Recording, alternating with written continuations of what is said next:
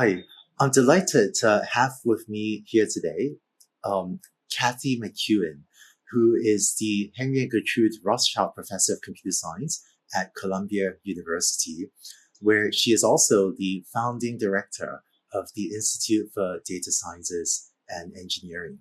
She is also an Amazon scholar and is well known for the work that she's done over many years on text summarization and many other topics in NLP. So welcome, Kathy, and thanks for joining me. Thanks, Andrew, and thanks for having me. So today you lead a large group doing NLP research, but your journey to becoming an AI researcher and an NLP researcher has been an unusual one. If I remember correctly, you actually majored in comparative literature when you were an undergrad, even though you're also very mathematically oriented at the time. So tell us the story of how you became an NLP researcher. Yeah, so when I started out at Brown, I didn't know what I wanted to major in. So I took courses both in math and comparative literature. And as I went on, I became more interested in comparative literature, probably in part because of the teachers who I had who really influenced me. It was only as I came near the end of my time at Brown when I graduated, I took a job as a programmer, which I found actually very boring. And I thought if I was going to have to be working 40 hours a week, I wanted to be doing something that I enjoyed. And it was then that a friend of mine who was a linguistics major at Brown told me about computational linguistics. And so I spent a lot of the year in the library reading about AI and natural language processing. And when I applied for graduate school the following year, I knew that was what I wanted to do because it gave me a way to bring together my interests in language and in math. So that's fascinating. So as a comparative literature major, you spent a lot of time in the Brown University Library reading about, computational linguistics and NLP. Today, we have a lot of learners, maybe some watching this video, that may not yet be an NLP researcher or AI engineer wanting to break into the field. So I'd love to hear more about what your experience was like, reading so much. Were you doing it by yourself? Did you have a study group? What was that like? I was doing it entirely by myself. I really had no guidance in terms of what to look at. I guess this friend that I had made a few suggestions, and then I traced references. When I first began reading, I would follow up on references to go further. Yeah. And when I first entered graduate school and, I had essentially switched fields, I found it very frightening. I was sure that, I was an imposter, that I didn't know enough. And before long, they would find out, that I really shouldn't be there after all. Yeah, but that's something, you overcome with time and you learn that it's not the case and people value your input. Yeah, that's really inspiring. Thank you for sharing that. Would you have any advice for someone maybe today that is trying to do this themselves and wondering if they know enough or are good enough or should be in the field? It sounds like you got through that and you've been incredibly successful, but what would you say to someone today, maybe looking to follow in your footsteps and wondering if, this is right for them or if they'll make it? So I guess I have a couple pieces of advice. I do think reaching out to people and talking to people is useful. I just was, until I got to graduate school, I wasn't in an environment where I had people to talk to. I do think it's really helpful, especially to talk to your peers about what they're doing and what they're interested in. when you pick problems to work on, and I guess especially in today's world of deep learning and neural nets, I would advise choosing problems that are different from what everybody else works on. Sort of strike out in a different direction, choose something new, a new task, and take off from there. And I think would love to come back to the different problems topping the bit. And when I speak with learners from around the world, I do hear from some that they feel lonely or isolated. They're kind of out somewhere, maybe not living, in a major tech hub, and they sometimes feel like they're doing this by themselves. So I find it actually really inspiring that you were able to do that by yourself in a library in Brown University. Um, I don't know if you have any other thoughts to offer learners that may feel like, they're somewhere in a company or in a city just trying to do this by themselves. I'm not sure I do have a lot more to say about it. I guess, read what you enjoy about. If you can be part of a reading group, an online reading group, that would be helpful. There are a lot of reading groups now, and that's a good way to get sort of insights. There are online videos and course experiences like yours. And I think that's a way to find out what's going on and get in touch with what people are doing. So I think today the online environment can help people get connected and hear, what's going on. I was lucky. I mean, I was really lucky. I applied to Penn. I didn't know that at the time it was the best place in natural language processing. And that was totally luck. So I don't know that I would recommend, doing it blind again today. I think getting advice is great. Everyone that's been successful has had many elements of luck, but the preparation makes you ready to take advantage of when good luck falls into your lap.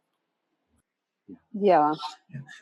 Thank you for sharing that. That was really inspiring to hear about your early days as a developing researcher.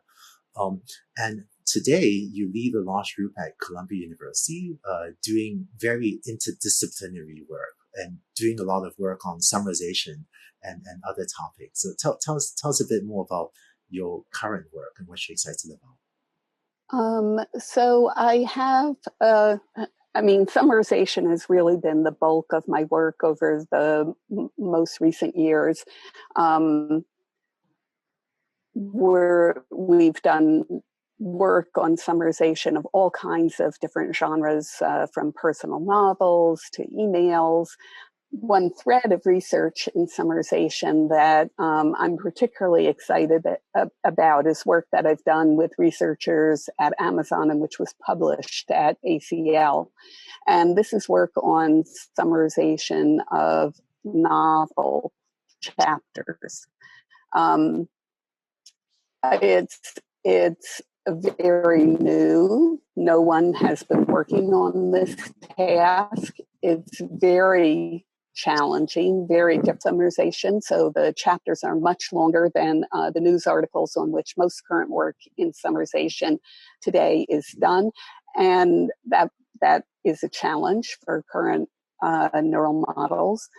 And a big problem is that there is an extreme amount of paraphrasing between the input, which is 19th century novels, and the output, which is a summary written in today's language. None of the current models can handle the kind of paraphrasing that we see there, and that in general is a topic that I'm really interested in. Is this sort of very abstractive summarization where the sentences are use different words than the input document, where the syntactic structure is different, and that is very different from the vast majority of work today, which is done on summarization of news. And it's done on summarization of news because that's where the data is. So some of the other areas that I'm looking at are summarization of personal narratives that you find online, where the personal narratives are very informal language and the summary is more formal. Summarization of debates. In past work, we've also done summarization of email, which has some of those same characteristics. Why did you choose to work on the novel summarization task? Well, so we had done work on novels even earlier, I would say in 2010, when one of my students who was very interested in creative writing, and I really thought he should do a PhD. And so to convince him to stay, we came to a topic that he would be happy with, which was analysis and generation of creative language. And I felt then that my work came full circle, that we collaborated then with a professor in comparative literature. So I came back to my roots in comparative literature, and that was a lot of fun. So when I first went to Amazon, I knew because of Kindle and online on Amazon, they have a lot of novels. And I thought, what would be more fun than being able to summarize novels? Sounds like a fun project. I read along on my Kindle, so maybe your work will be a feature in the Kindle someday. One aspect of your work that stood out as well is that you're known for doing highly interdisciplinary work. So rather than focusing narrowly on NLP research, your work has spanned AI and the media, where I know Columbia University has a great journalism school, so wonderful journalists to work with there. Or the application of NLP to social networks. I think you work with medical problems. So tell us a bit about how you think about interdisciplinary work, because you've done more of it, I think, than most NLP researchers have. Yeah, I really enjoy interdisciplinary work. I think it's my most favorite kind of research to do. And in part, we get a really different perspective on research and the world when we talk to people in other fields. It takes us out of our sort of technical, narrow field. And so earlier you alluded to picking research topics that are novel. And I think your research portfolio has certainly touched on a lot of problems that very few others are working on. So can you say more about that? How do you pick research projects to work on? And how do you advise others to pick topics to work on? I think it's important to pick a task that matters. So that for me is, one thing to look at. For example, most of the work in text summarization today is done on summarization of what's called single document summarization of news. So take one news article in and generate a summary of that news article. And the reason for that is because that's where the data is. There's a huge amount of data that has been pulled together from first the CNN Daily Mail corpus and later New York Times, and there are a number of other corpora as well. The problem is that's not really a task that we need.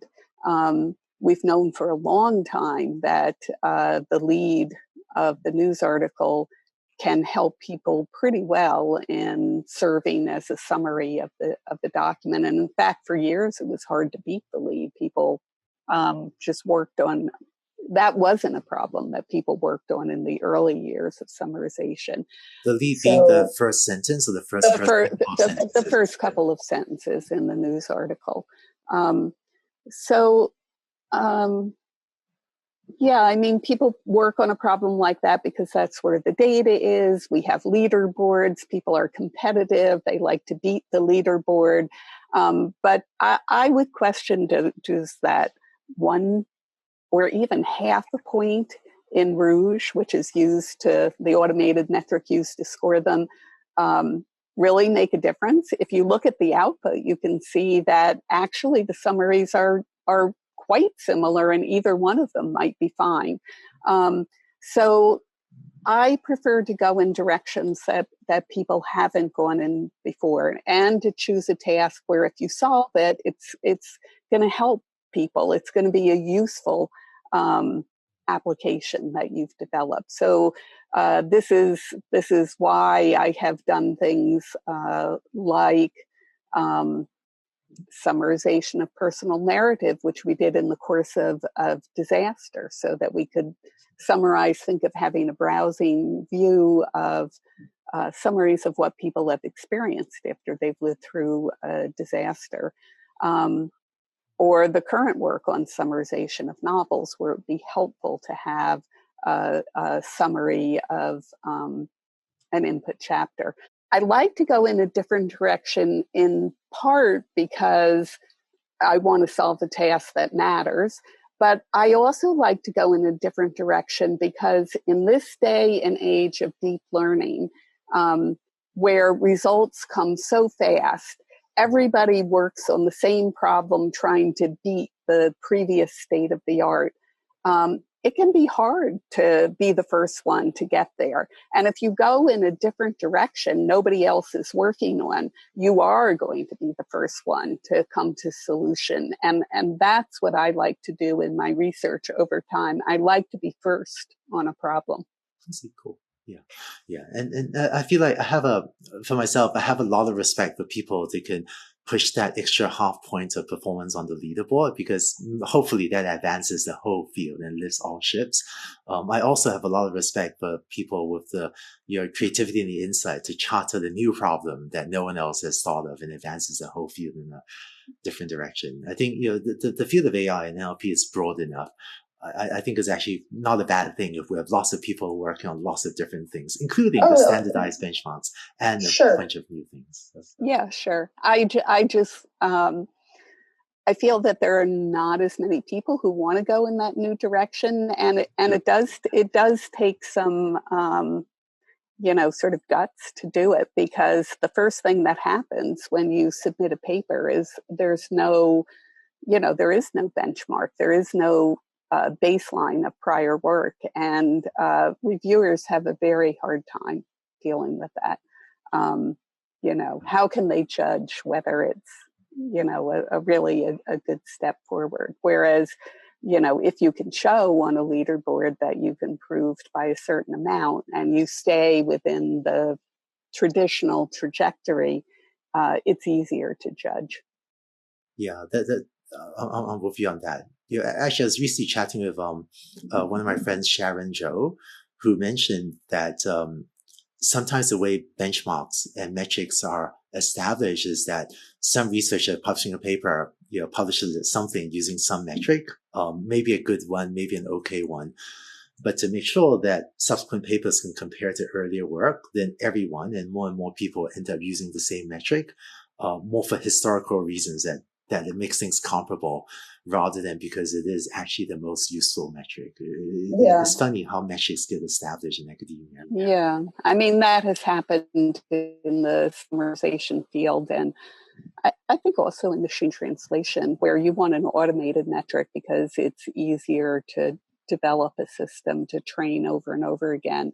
And yet everybody knows that the automated metrics that we currently have are really flawed. And but everyone keeps using them because that's what we've always done.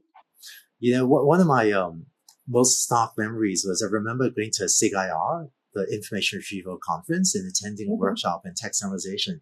And I remember being fascinated, but struck that about half of that workshop was on text summarization algorithms, and the other half of that workshop was on how to develop metrics to evaluate the other half of the work. I think but text summarization especially the development of automated metrics has been challenging. Mm-hmm, mm-hmm. Yeah. Cool. Hey, so in terms of choosing new topics to work on, one of the pieces of work that you've been doing that I thought was fascinating was you were taking texts from the Black community from Harlem, near, I guess, where you teach at Columbia University, and analyzing that as well. Tell us a bit about that. This is where I'm moving with my work with the researcher from social work. And we're also beginning to involve a linguist who works on African American vernacular. And what we're doing is we're looking at what people say, what kind of emotions they express in reaction to major events that are going on today. So, for example, in reaction to Black Lives Matter and in reaction to COVID-19. This is work that we're just beginning. We've begun with developing an interface where people can post about their experiences with these events and, how they're feeling. And I guess what we're hoping to do with that, in part, so we have two directions to go. One on the natural language side is to be able to understand how people express different kinds of language, different kinds of emotion in African American vernacular, and how that differs from how people express it in standard American English, and look at the difference in language and probably even the difference in content in terms of what's expressed. And this can help us in developing algorithms that, are not biased as we move forward. Most of the work in natural language, all of the systems have been trained on news that comes, language that comes from news, like the Wall Street Journal. Yeah, that's great. And if this type of work can help fight bias or build bridges between communities, or just play some role in understanding and advise and helping to advance the Black Lives Matter movement, that seems like a wonderful thing to be doing. Yeah. I mean, we also want in that work to look at the impact of trauma. So it's a different kind of trauma. And sometimes it's not your personal trauma, but the trauma of seeing what has happened to other people who are like you. We want to look at how that is expressed and the different kinds of emotions, the intensity of emotion, and so forth. I see. Yeah. Wow. And I find it really wonderful that NLP researchers, AI researchers, can play an active role in some of these most important societal questions and issues of our time. It feels like the work we do as AI researchers, it can matter on these really important topics. Yeah, I mean, I think so. And I've sort of been trying to do that for a while. I think it really attracts students to work with you, and often different kinds of students into the field to work with you. On our first work with analyzing social media posts of gang-involved youth, we didn't have funding. We did that entirely with undergraduates who were just totally amazing. In earlier work, we were looking at being able to automatically generate updates about disaster as it unfolded. We did that after Hurricane Sandy hit New York. And again, it was something that students came to me and they had seen this happen, and they have seen, their neighborhoods hurt, or they lived through the uncertainty of it, and they wanted to help. They wanted to know, what can we do? And that was at that point in time, this was all pre-neural net. We began developing systems that could automatically generate updates as an event unfolded. Yeah. No, and it's actually great to think that, you don't need a PhD, don't need a long publication record, but then undergrad, spotting an opportunity with a desire to help, can step in and start to work on systems that can make a difference. Yes, they're really passionate about it, and they're really good. Very, the work that came out of that was really excellent. Awesome. Yeah, thank you. Hey, so Kathy, this is great stuff. And switching tracks a bit, you've been working in NLP and associated areas for a long time. In fact, I saw that even way back in 1985, you written an early book on text generation, before the modern neural text generation techniques were around. So you've been a leader in the field for a long time and seen a lot of things change. I'd love to hear your thoughts on how the field of NLP has evolved over these many years. Sure. So when I started, which I got my PhD in '82, so I spent those early years at Penn. And there were some characteristics of the field that were, salient. So one of them is that there was a lot of interdisciplinary work.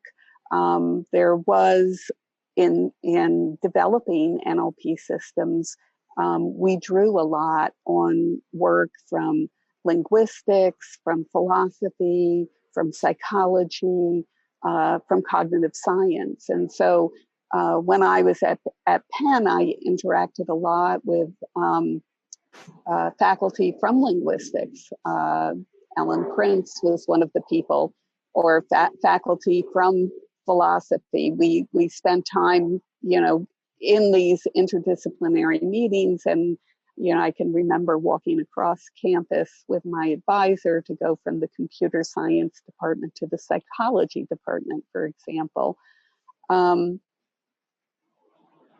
I was influenced a lot, and I have to mention this, although it's not exactly what you asked. I was influenced a lot by senior women at the time. If I look back to who was most influential in how I progressed in my early research, my advisor, of course, who was a male, Aravind Joshi, but then also Bonnie Weber, who was there in computer science, Eva Hajchova from Charles University at Prague, who was a linguist, Barbara Gross, who was at Stanford at that time in the CSLI Institute.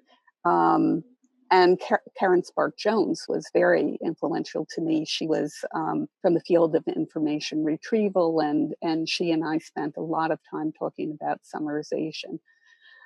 So interdisciplinary is one main feature of that time. A second was drawing on theories from these other areas. So we drew on theories from linguistics. One main kind of theory that we looked at was focus of attention, and how that changed over the course of a discourse, and how that influenced how you made choices and how you realized text and language. So, for example, did you use a pronoun or did you use a full noun phrase?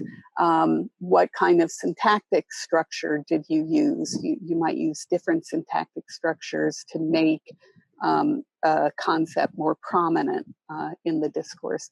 We also drew on work from philosophy. So we drew on work from theories from Searle about intention, and work from Grice about conversational implicature.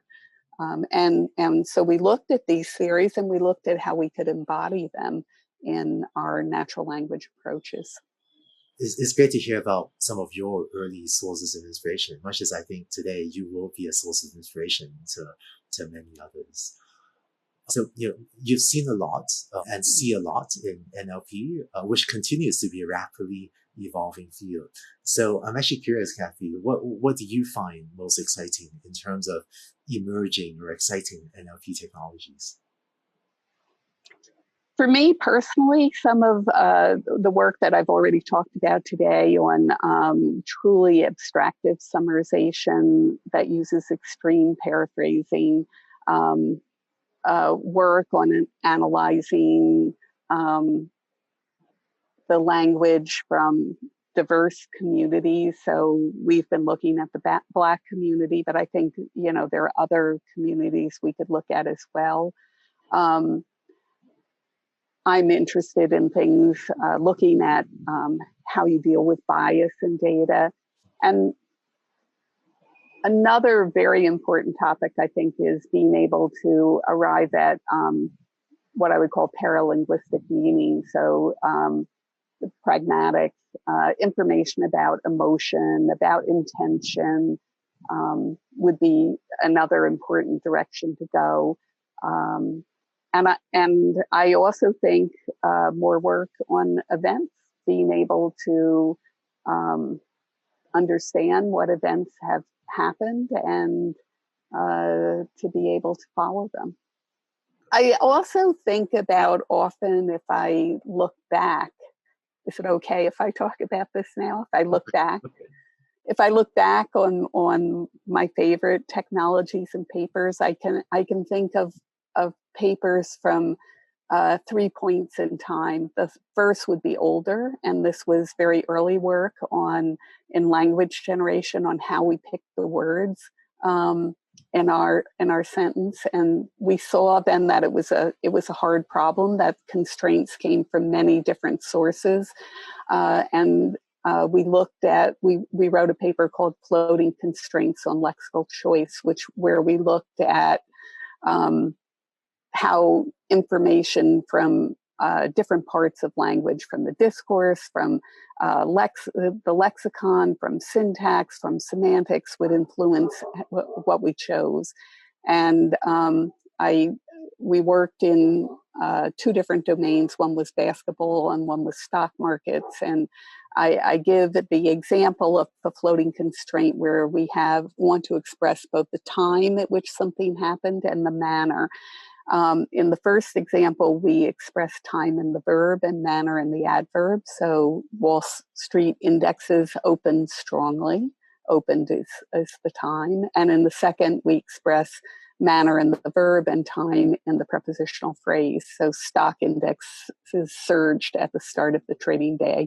And so we wanted to look at how we could control that choice. And I think control is something that's missing in language generation and summarization today using deep learning methods. How do we control what the output is and make sure it's true to what our intention is?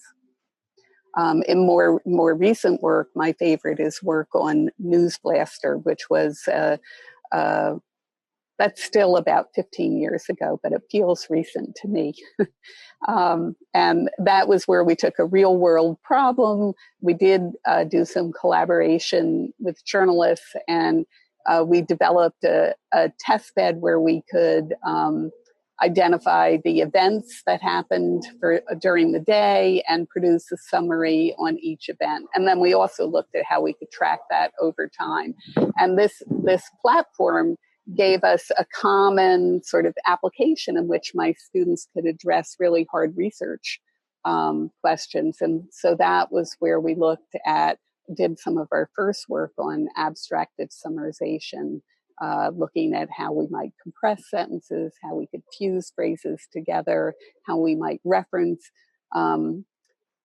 edit references so that the summary was more coherent.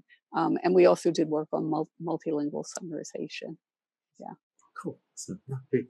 Thank you. Lots of exciting, very distinct projects over the years. Do you have any? Maybe I'll wrap up. Do you have any last thoughts? You can just say. Do you have any final thoughts? Well, I guess I would just say that natural language is a really exciting field today. There's been a huge amount of progress with deep learning. We've seen dramatic increases in accuracy. But we still have a lot of directions to go. And I guess I would like to see, more of the interdisciplinary work being brought back in. I'd like to see people looking at the data more and at their output more rather than just numbers. But I think there are many exciting directions for people to work in, and I hope we'll see many people join the field. Thank you. That was great. And I certainly hope that we'll have a lot more people join NLP and contribute to all of this exciting work. So thanks, Kathy. It's been great. Well, thanks so much for asking me. It was fun. For more interviews with NLP thought leaders, check out the deeplearning.ai YouTube channel or enroll in the NLP specialization on Coursera.